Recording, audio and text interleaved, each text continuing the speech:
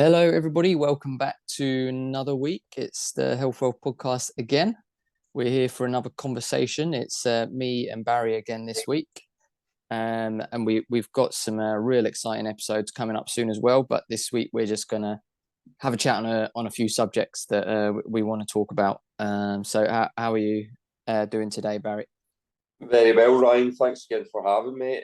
Great to be here, and yeah, great to get another discussion on the topics of health and optimization, how to optimize your health, and everything that surrounds that. There's tons of topics, and as you say, the next couple of episodes I'm really excited for. But we'll keep that as a bit of a we'll keep a bit of mystery there, and Yeah, well, yeah. the viewers will definitely enjoy the next couple for sure. Yeah, Also, they'll see why it's going to be an extra special episode when the time comes.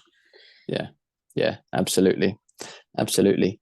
So yeah, today I think we're just going to chat about a couple of things today that we'd spoken about recently.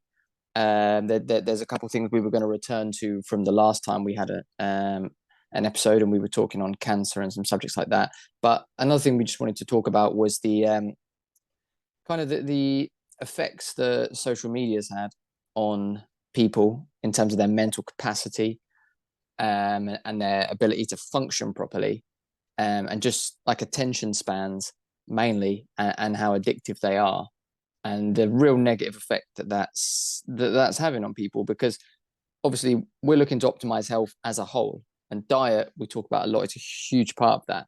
But there's different parts to health, and you have to lock them all in. There's health, there's physical health, diet, there's exercise, there's sleep, there's stress, the mental side. So there's all these other things that you have to lock in. So what have you kind of seen that of the negative effects of kind of social media and that really poor attention span that people now seem to have?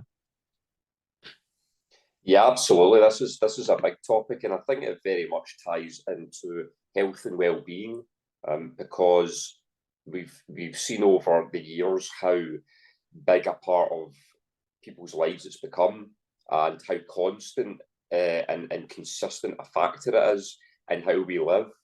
So this is a massive topic, and I think it's one that's really interesting, one that's great to make a start on covering, because we all, just about everyone now has it, and the thing is, it's a tremendous tool if you're using it for the right reasons, but it's also a very it can be a damaging and destructive thing as well if you don't have probably the very thing in your mindset that is the most important, and probably the most important aspect of your mindset that anybody can have if they want to have an optimized lifestyle, which is discipline. And if you have a lack of that, then you're going to be allowing it to take over your life. So I think, and we see it from day to day when you're walking around on the street, or in work, in shops, cafes, whatever it may be, that people are constantly like this, and the sort of that affects the next generation. You want the next generation to be able to be socially adept as well. So although they are very adept on it, and some of them are using it productively, many others are just using it for consumption. That's not such a good thing. You want a combination of both. I can list several ways in which I've used social media and the technology side to improve my life, helping to build my brand, and everything that we're doing just now with the podcast, and connect with people and network with people. So it's got its advantages, but there's also a lot of disadvantages as well.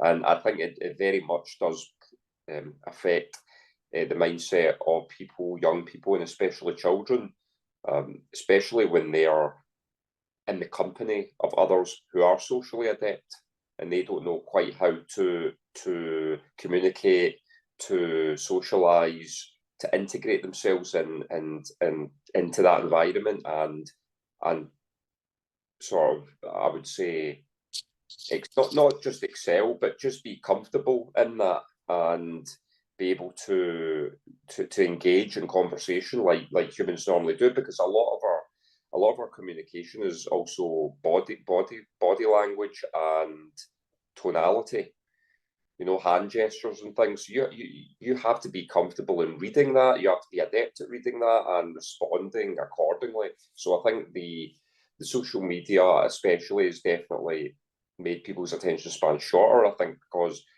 especially with things like TikTok and how short the videos are. So a lot of people will need, I think studies have shown that people will lose their attention within between 1 and 2 seconds if that particular piece of footage has not caught their attention immediately. They'll scroll on to the next one because they know another one's going to be there. They can just keep scrolling and scrolling. It's all going to be there for them. No matter. It's infinite. It's like a conveyor belt. Same with dating as well. Same with online shopping, holidays, other products, other hobbies or interests that people have.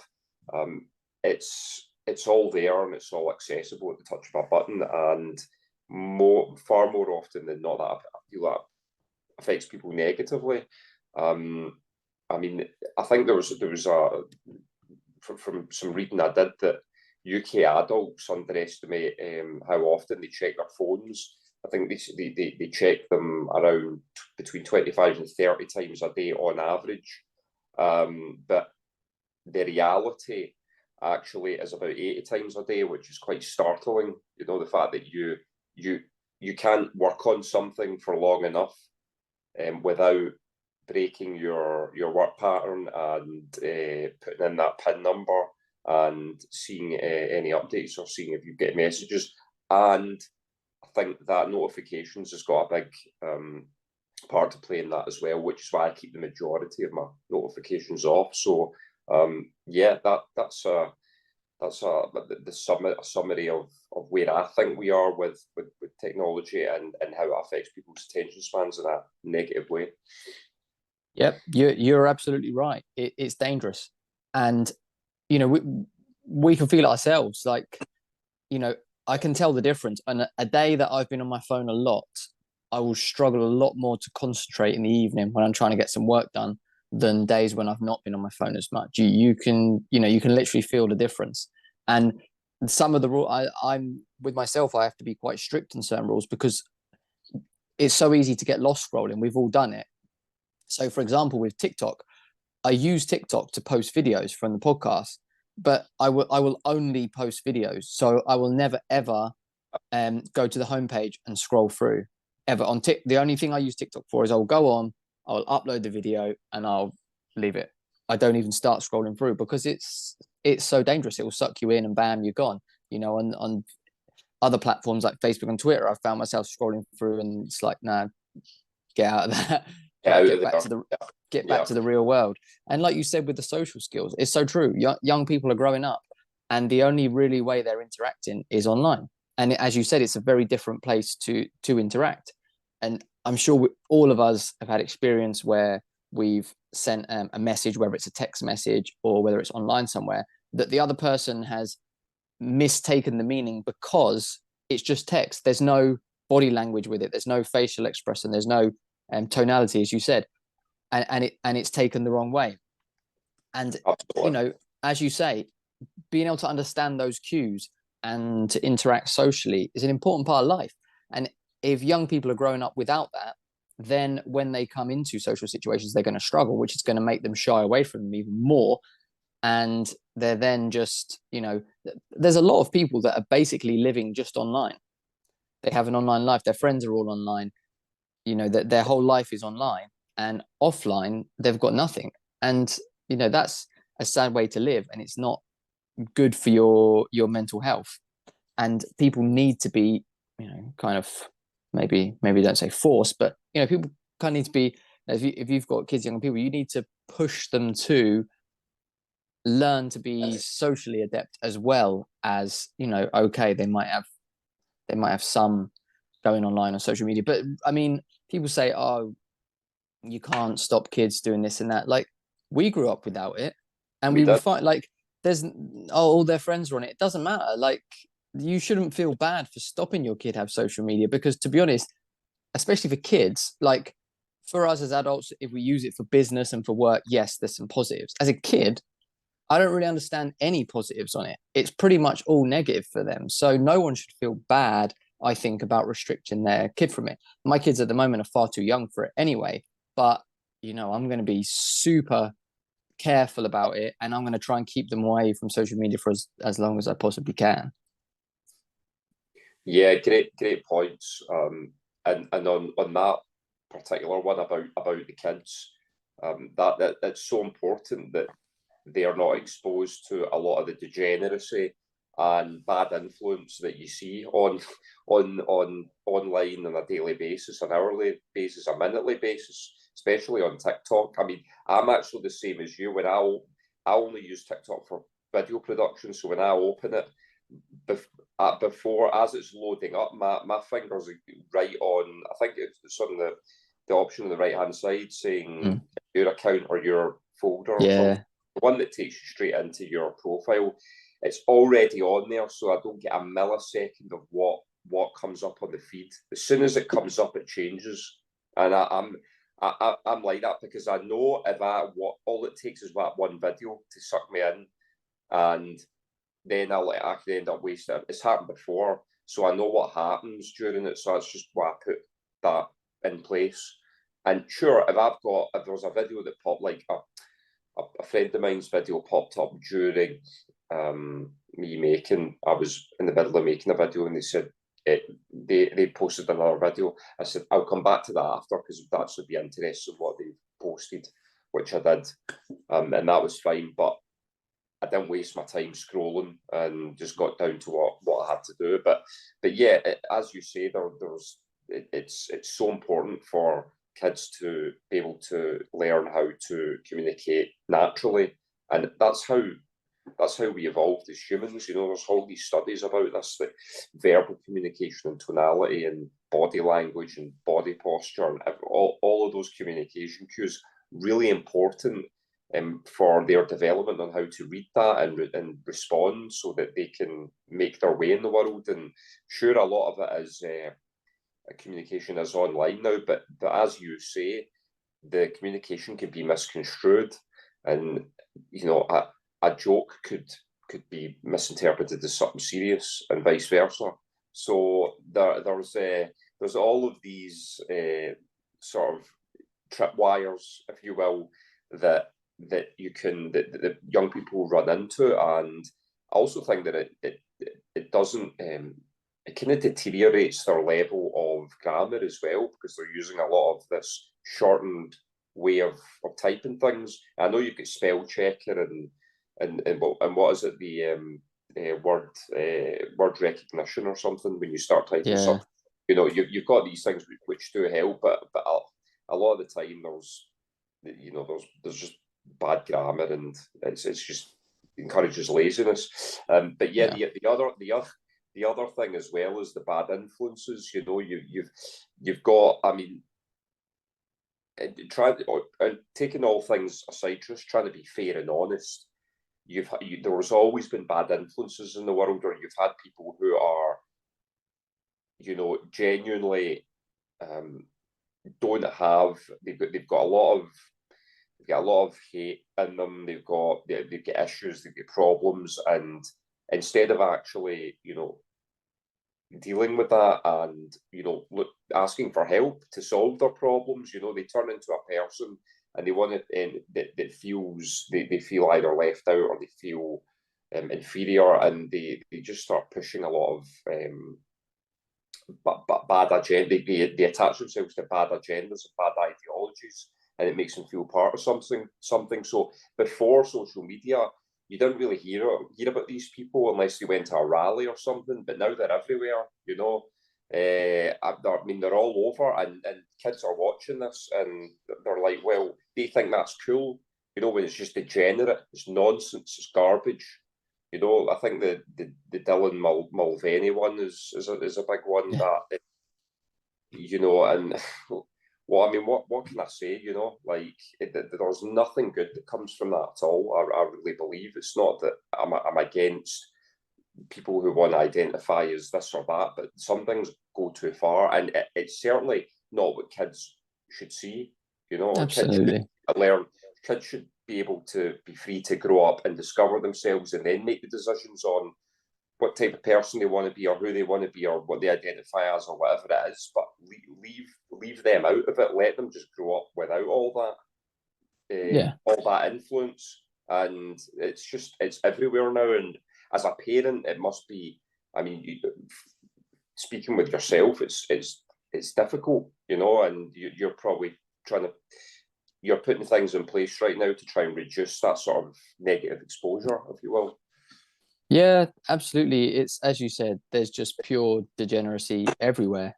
And you know, it's just, you know, on social media and platforms, and they try and say they're clamping down on certain things, but you know, you'll get your account, you know, get a warning on it and get restricted reach for posting something about climate change they don't agree with.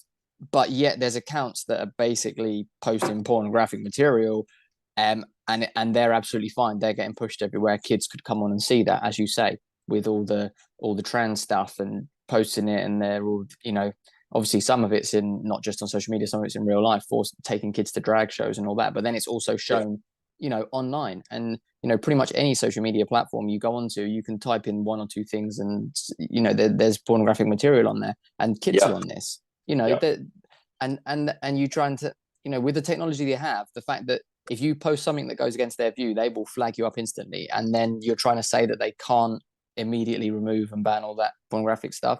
Clearly, they could if they wanted to. They don't, and yeah, it's dangerous. We don't want kids having their minds poisoned by that. Like you said, kids should be kids. Yeah, you know, leave the kids alone. That's it. They're young, they're innocent. Leave them like that. They can grow up, and as they grow older, they discover new stuff and they make their decisions, just like we have, just like generations before us did, and generations before that, and before that, and before that. As you grow older, you know, you take these different steps and you mature, and that's what they need to do. But it's just being thrust on them from such an early age.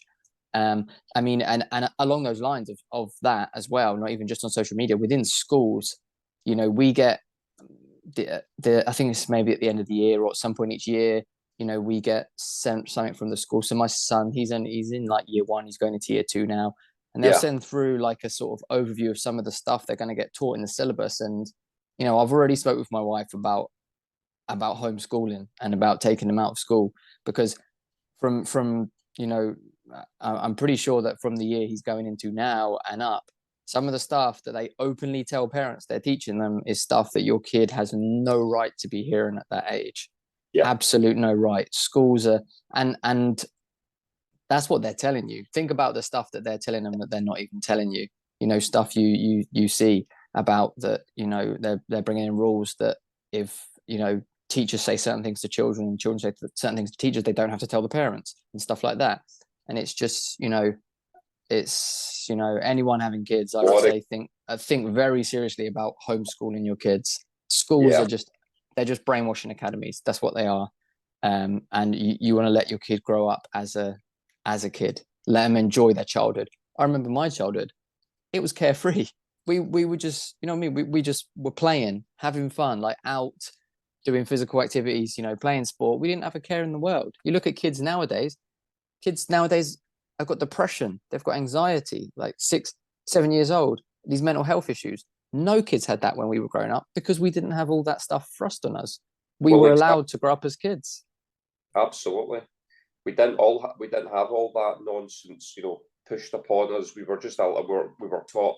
It was very sensible. We were taught sensible things about history, things that actually happened in the world, and it was all the syllabus was all very logical. I was very, and there was no talk of all this stuff, you know, and having all these other issues thrust upon us and creating problems that weren't problems. I mean, everybody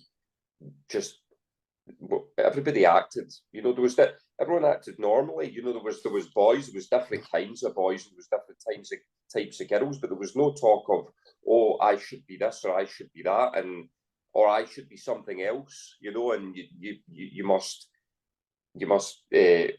address me as something else, you know, like the power was with the teachers and with the parents. The children did as they were told.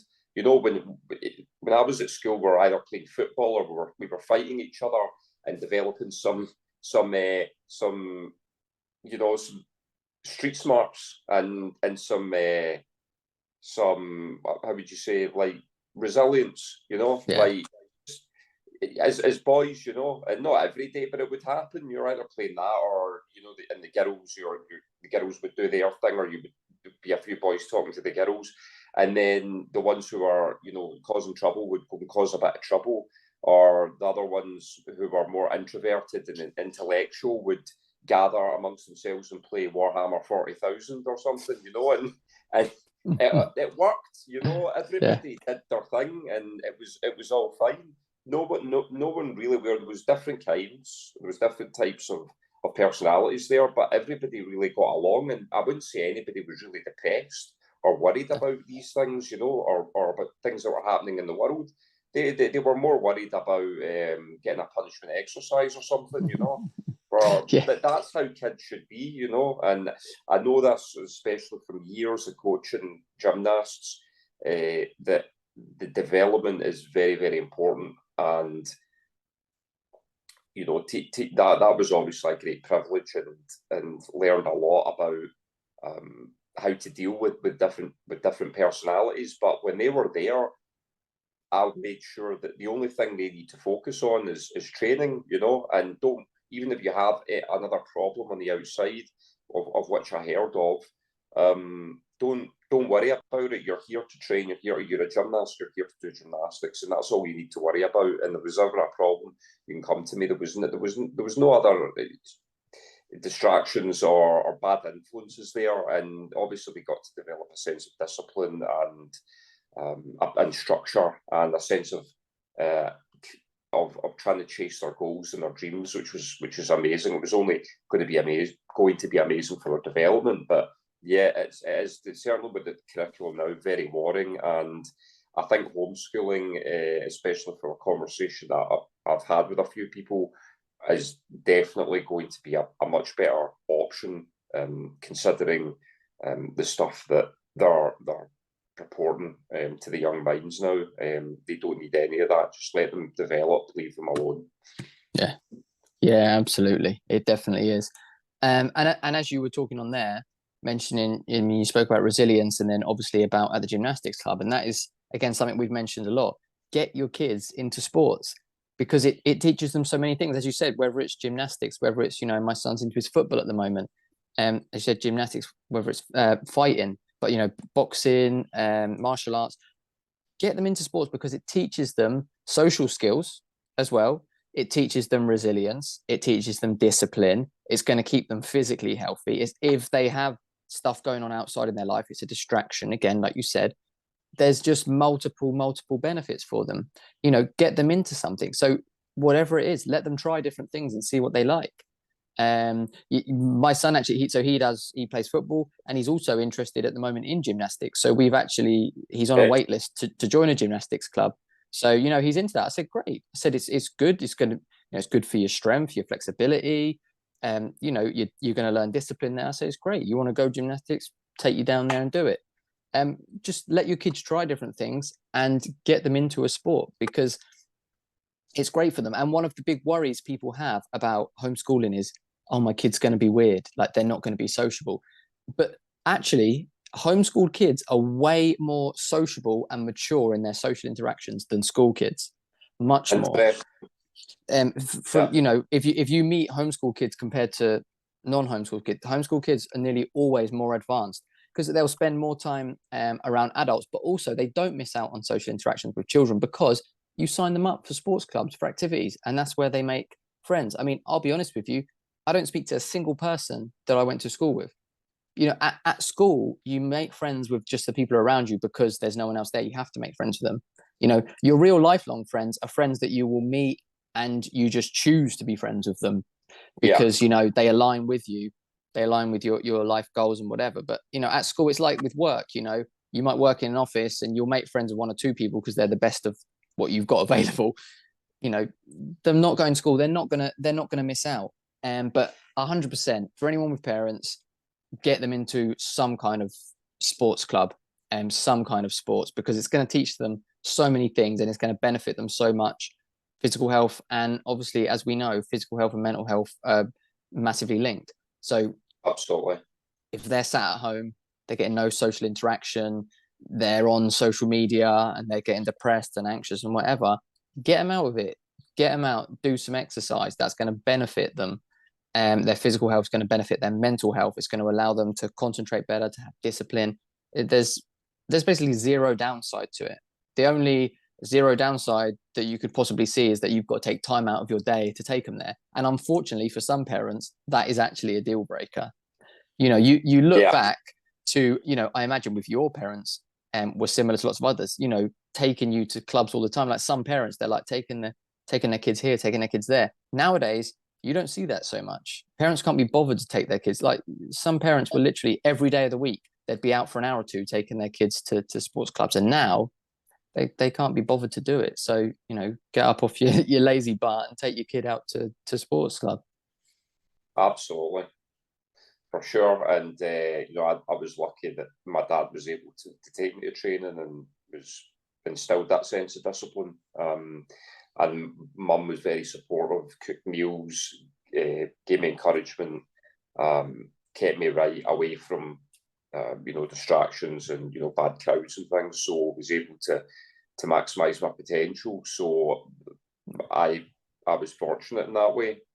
Yeah. But yeah, as you say, it's super important. Absolutely. I was a barbecue a few weeks ago, and a friend of my older brother, Marcus, who's been on here, his two boys, I think they're 12 and 14, and they are unbelievably involved in sports and athletics. One of them's doing extremely well. He's doing high level athletics and rugby at the same time, and you can just see them. They're really well adjusted. They're sociable. They have they engage with you. They're mentally they're focused. They communicate really well. They've got a sense of confidence and comfort about who they are, and that all comes from the fact that parents are making an effort to get them into sports and support them in that journey, and that just develops them in so many great ways. So it was just great to see an example of that. And as you say, regardless of the sport, it's not too important. It's just important for them to be involved in something. Yeah. But and that's the main thing. They'll find out whether they're an individual or whether they're a team player.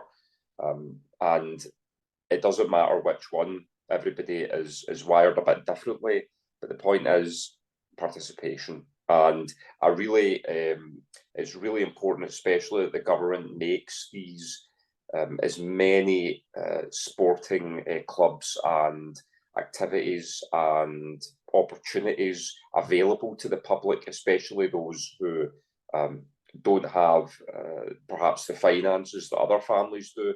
That is not a deal breaker, that they can still get their kids into sports and get them participating at low cost or at no cost. I think that's really important. Yeah, definitely. I agree. Yeah, it is. And as you said, the sport it is doesn't matter. Just get them doing something, whatever it is, and get them to try different stuff till they find something they like and stick with it. And as you said, another good thing it breeds is confidence, especially if they become physically capable, at that, it gives them confidence. It gives them a boost. And, going back to the attention span and the social media, that it's not just an issue for them now as kids. As they get older and they've got to go out into the world and, you've got to work and you've got to do a job and you've got to turn up and impress an interview and stuff, it's really going to affect their ability to function properly in life. If you struggle to concentrate for longer than a couple seconds, are you really going to be able to impress in a big important interview? Are you really going to get that big project done that you need to get done? Are you going to be able to work in a high pressure environment? I think again, you mentioned resilience earlier. These people like living online, it's just weak-minded. They become really weak-minded. As you say, they're not in real life situations. And as soon as any kind of pressure comes, they just fold, just completely and utterly fold. And again, playing sports can teach you to deal with that, because even in kids' sports, there's some kind of pressure on it, as you say, whether it's an individual sport. So there's obviously pressure on you to perform, or if it's a team sport and you're playing, an important game and you've got to not let your teammates down. Everyone needs to be put under some kind of pressure to build that resilience. And all of that stuff is really going to affect them when they become adults and they've got to go out in the world and do things, and they suddenly find that actually they're not equipped with any of the skills to handle it, and they're just going to completely collapse, and then their mental health is going to be even worse. Absolutely. Yeah, absolutely right. I think we'll quickly move on to, although there's plenty more we could say on that, and in fact, we'll come back to this another week, because obviously there's a huge link between your diet, your gut health, and your brain health as well.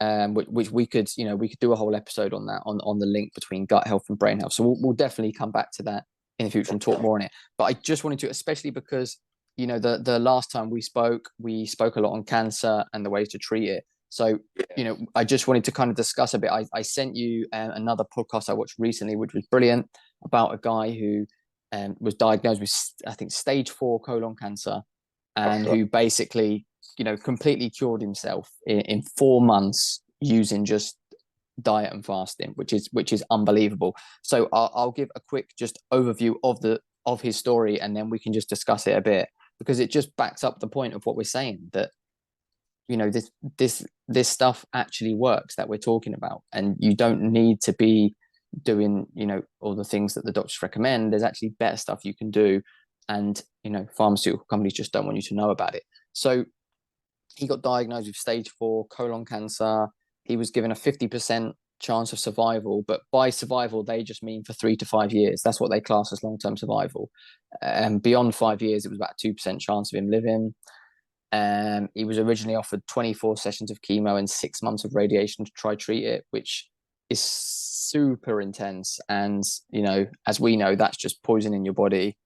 So basically, he'd done fasting, a strict ketogenic diet, some supplements, some other stuff. 4 months after being diagnosed, he was completely clear of cancer, like just 4 months. And he had a 10-centimeter tumor in his colon, which that is, that's not a small thing we're talking about. And in 4 months, it was gone. And so all he had during it was, at one point early on, he was in lots of pain. So he agreed with his doctor to have just 3 sessions. Well, actually, he agreed with his doctor to have 6 sessions of chemo, but he only had 3, and then the pain was gone, so he stopped it. And because of his fasting and diet, it didn't really affect him much. And that was all he had, and the rest of it was just completely natural. So it was just incredible. How did you find it listening to his story? Yeah, that was really, really inspirational, and backs up a lot of the points that we discuss on this show. And very interesting that the fact that he was already a very fit, athletic, healthy guy. No smoking, no drinking, no drug abuse, none of these things throughout his life, and was very much in that space and in that lifestyle of being very fit and very active and very competitive. I think in martial arts, he did a lot of boxing. He did some. I think it was boxing, jiu-jitsu, cycling, something else. It'll come to me. But pretty much he was a 7-day-a-week workout. He was with a really, really good diet to go with that. He was already on a very much a meat-based diet, but contracted this disease, in which he was going back to try and figure out how that could have happened. And apparently it was genetic. There were a few members of within his family tree, the next generation or the third generation, that were older than him. There was a few family members there in that second, third generation that were that had it. I think it was his dad and his granddad both died from it, I think. Granddad, right, yeah. So his dad and his granddad had it, and he was explaining how he made sure that he lived his life in a way that was going to reduce the chances of him ever inheriting that or contracting that. So he must have had the gene to begin with, but was pretty sure that everything he was doing, he wouldn't end up getting it either, but he did end up getting it. And it's very interesting. During the chemotherapy sessions, he only elected to do 3 of them, and he tested out the idea of whether he should do his ketogenic diet during that, or just completely fast during it. So I think the first session he fasted the day before, the day during the chemotherapy session, and the day after it, and all his pain and his sickness completely went, because he was very sick and he was in a lot of pain. His gut was in a lot of pain before that. When he fasted, he felt no pain. The next session he stuck to a very strict ketogenic diet, but the next day he was feeling very sick and in a lot of pain. So the third session he reverted back to fasting the whole way through, and again, as in the first time, his pain completely abated. There was no pain, there was no sickness, and that just shows you that because of the processes that are initiated in the body through fasting, that helped ease the pain and reduce the cancer over the long term, and help him help accelerate his recovery a lot quicker. So there's a lot of links back to the fasting in terms of him being able to recover, and I think that was very interesting what I read. Great story. Yeah, it was the fact that, like I say, he done two of the sessions fasted and was absolutely fine, and one session eating his ketogenic diet, and he had horrible side effects. So again, it shows the power of fasting. And I think it also, his story kind of highlights the need for optimization, which is why that we're always really pushing. I try and eat as optimized a diet as I can, and a lot of people will maybe try and eat reasonably healthy until something bad happens. And he said himself that I think really in the end, the thing that really caused the cancer was severe stress in his life. But he said that he did eat with intermittent fasting and ketogenic, but it wasn't strict. So he was probably eating a standard keto diet where they have, like the keto products, which are still, a bit processed stuff. Is when he went to a strict keto diet is when he was able to cure his cancer. So it just kind of shows the benefit of, don't wait till you're sick to really optimize. Why not just optimize now? And then, if he'd been eating that strict the whole time, even with the stress, he maybe wouldn't have got, the cancer. Because like we say, your genes can load the gun, but it's your diet or your lifestyle that will pull the trigger. And so for him, it was stress. He had a period of really, really chronic stress, and before the cancer came and he was diagnosed. So that stress probably caused it. As we know, cancer comes from the mitochondria of the cell being damaged, and there's a number of different things which can cause that damage, and it can be chronic stress, chronic inflammation, chronically poor diet, chronically raised insulin, like all of these different type of things can cause it. So for him, it was the stress, but it really kind of pushed home the point of optimize yourself now. Don't wait till something goes wrong. Optimize it now and get on with it. And one of the other points on fasting, which I found amazing, was he was diagnosed and he said it took him like 3 days to get over the shock of it. And at the end of those 3 days, he immediately did a 21-day fast. So he's just been diagnosed. And at the end of the 21-day fast, he had an MRI and his tumor had shrunk by 50%. Right. Like 50 to just 21, immediately a 21-day fast, no medication, no nothing, just a 21-day fast. Hadn't even been doing his strict ketogenic diet yet, and it shrunk by 50%. That's like, that's insane. And people will tell you that diet and fasting have no effect on cancer. Like, how can you hear his story and say that? Well, his story perfectly illustrates that there's a clear link between the two, and I think you've just broken it down in detail really well and illustrated it perfectly. And with regarding what I said previously about the fact that fasting helped accelerate his recovery and help to reduce reduce the size of the cancer by 50%. I mean, that's huge. And it obviously takes a tremendous amount of discipline to stay fasted for 21 days. But I think his weight reduced, but I think he was around about 70 kilo mark, and that got him down to like 49 kilos. And now he's at 66. So he's actually managed to build over time that weight and that muscle back onto himself really, really well. And he's obviously done that the right way. But it just shows that actually how little we do need to eat. Our need for food is the regularity in which we eat is way too high. It really is.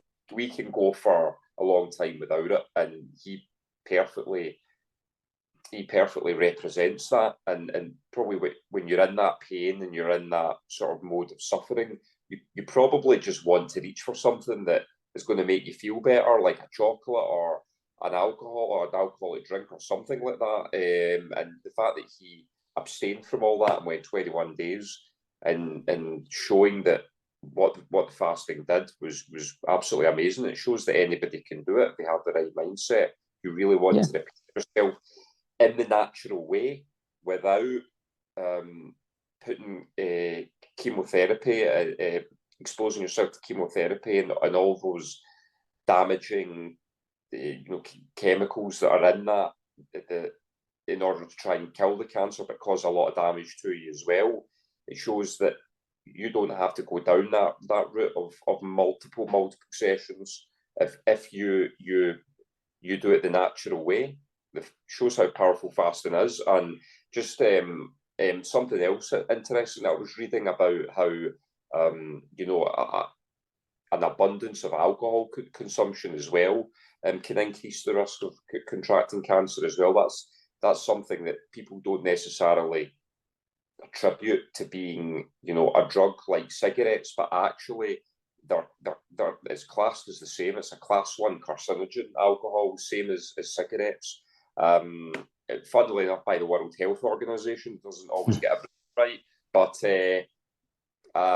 which is another topic. But the alcohol very much plays a part in accelerating the increasing the risk of you contracting cancer. And again, that just comes down to discipline and mindset. But unbelievable story, and shows that that there is a way, that there is natural ways to do it out with what doctors would try and persuade you to do. If you do the research and you have it within yourself to go down that route, as he showed in the story. Amazing. Yeah, absolutely. And he did say in the story that he was very fortunate that his doctor was willing to work with him on that approach, but he did have to persuade his doctor quite a lot in order to get to that point. His doctor wasn't keen on it, but he managed to persuade him. So yeah, I mean, you were right with the weight loss. I think he by the end of it, he was down to 49 from 70, like you say. And has managed to gain most back, because I think later on he did another 21-day fast as well. So he did basically a 21-day fast twice during it, as well as fasting around his chemo, which was somewhere in the middle. So he fasted quite a bit. But as well, it shows he was only 70 kilos. He was in good shape and pretty lean. So, it's not just, obviously when you're fasting, your body can use fat for energy, but it doesn't mean you have to be overweight to be able to fast. He just fasted straight off 21 days, just like that. And, the other thing for people to really appreciate is that the chemo he had, 3 sessions he had, was in the middle of it, his treatment. After he shrunk it 50%, still in some pain, he had it then. Then they wanted to give him more. He stopped it then. So he still had cancer at that point. Right. So from there to 0 cancer was just diet, no medicine involved, no drugs involved. So that just shows and proves that you can completely remove cancer. Some people say, oh, well, through diet and fasting, you could stop the growth of cancer and then you need medication to get rid of it. But no, the chemo was a small part that alleviated some pain for him. The rest of it, the 50%, he got it down from a 21-day fast. And then the rest of it, he removed his cancer from diet and fasting, and that was it. And that's what people can do. And obviously, he had to go so extreme because he let it go so late. Like he said, he saw some warning signs, he ignored them, and it ended up being diagnosed at stage 4. If he'd have That's diagnosed right. it at stage, if he diagnosed it at stage 1, stage 2, a 21-day fast, and he could have been done.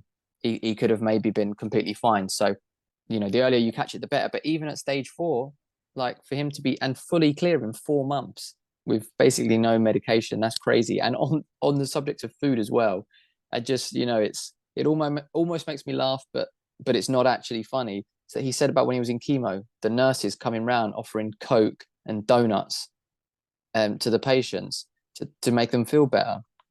The worst possible thing you can give to a cancer patient, some pure sugar. And that's what they're going around offering them in the hospital. Like it's crazy. Yeah, and as he said, the sugar just accelerates and actually strengthens the cancer itself.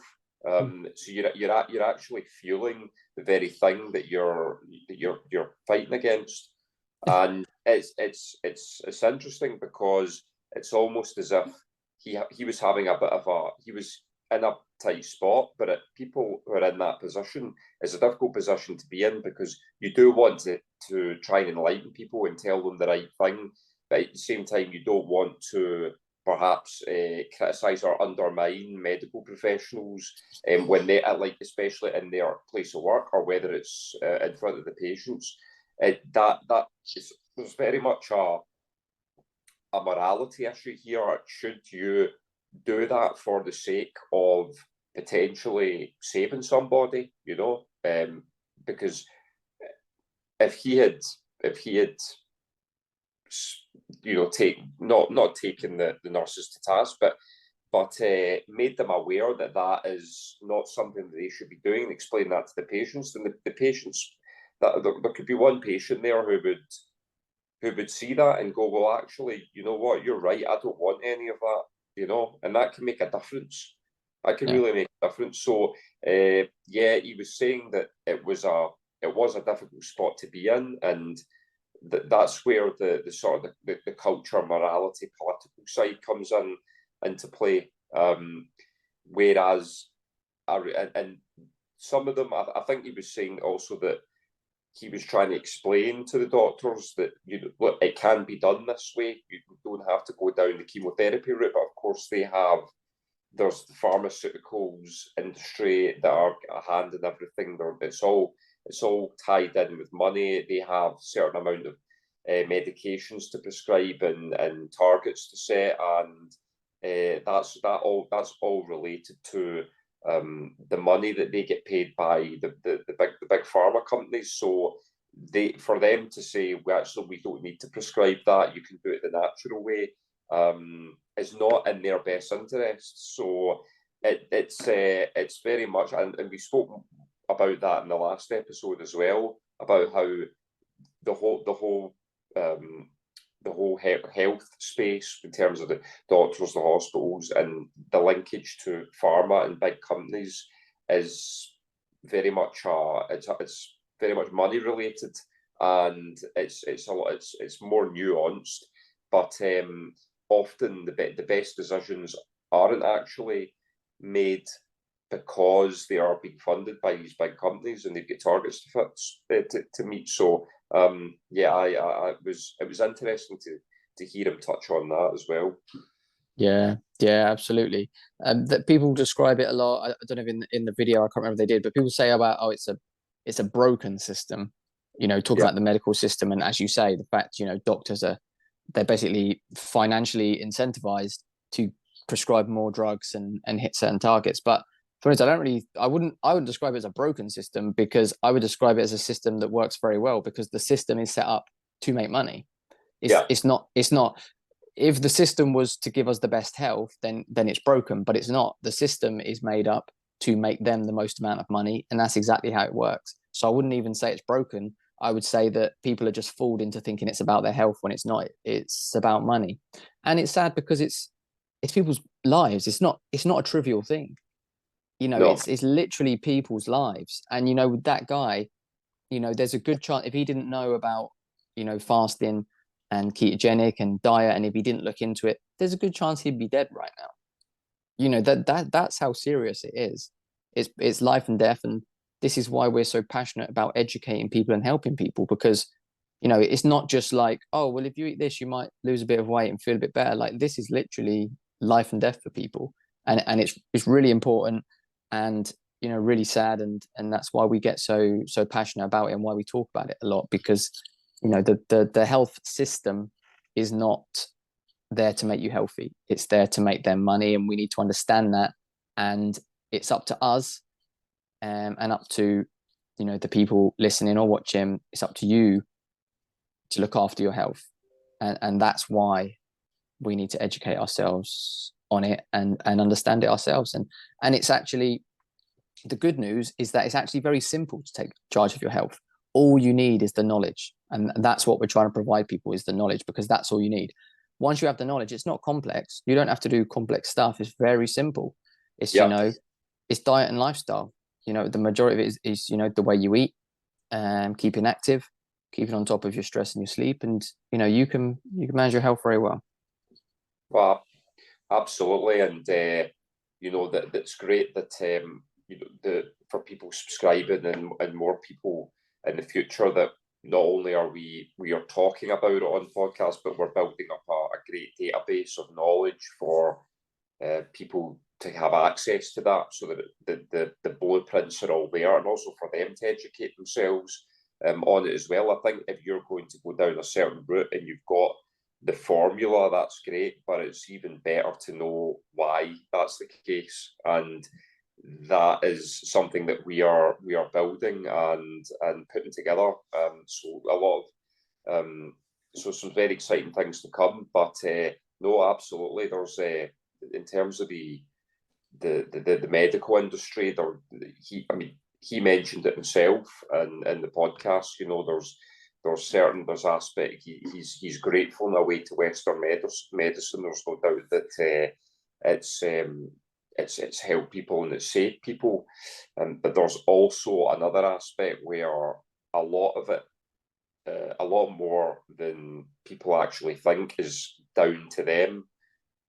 Their health and their well-being is actually in their hands, and it's not just a case of getting the right pills or the right medication. It can actually be solved through diet and lifestyle, which is what we're educating people on, and we'll continue to do so. Yeah, absolutely. That's our goal. That's our aim. That's what we're going to carry on doing on the podcast. As you said, we've got the membership platform where we're constantly adding new stuff to that. And as I say, we're constantly, like with that podcast I watched the other day, and said, we're constantly further educating ourselves. You should never think you know it all. We're constantly further educating ourselves, and then we're passing our knowledge and our education on to the platform where other people can learn. So definitely, if you're interested in learning more about your health, get signed up to the platform. It'll be linked in this, and there's educational content going up there all the time, and it can change your life. Like this guy, he is still alive because he just happened to know a little bit about fasting and eating right, and then when he got cancer, he then researched it and looked into it a lot more, and was able to find the right stuff, and that's what kept him alive. So learn the stuff beforehand, and as we said, if you learn it now before you've got cancer, you can prevent yourself ever getting it. What he went through, brilliant story that he survived it, but still not nice what he had to go through. All that, I'm sure the fasting wasn't fun. He lost all that weight. He's got to get it back. So, it's not a nice experience to go to. Let's optimize ourselves now, and then you can live happy, healthy, and, enjoy your life to the full. Absolutely. And just that one final point on that, it's very much about educating yourself and preventing yourself from having to experience that by putting things in place just now. And what one really great example of that is having a healthy gut.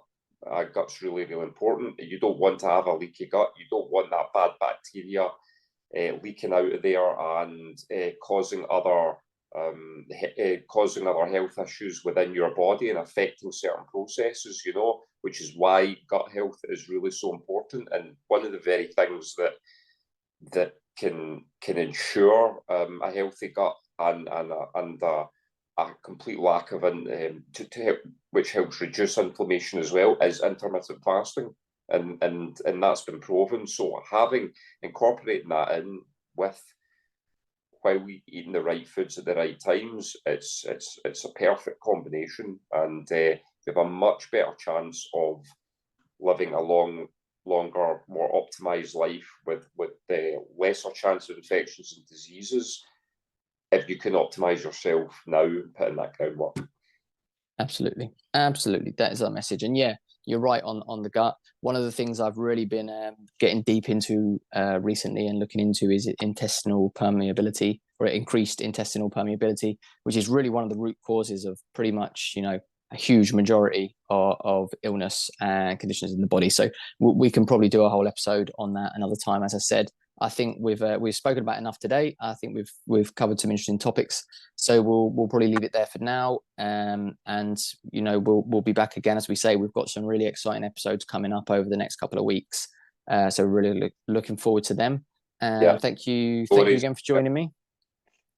Pleasure. Thanks again, Ryan, and looking forward to the next one. And as we say, for those future subscribers, they're going to have there's going to be a real wealth of information that they'll get access to, and help them get on the most optimal path. Yeah, absolutely. That is our aim. So that will do us for this week. We will see you all again next week, and until then, let's get optimal together.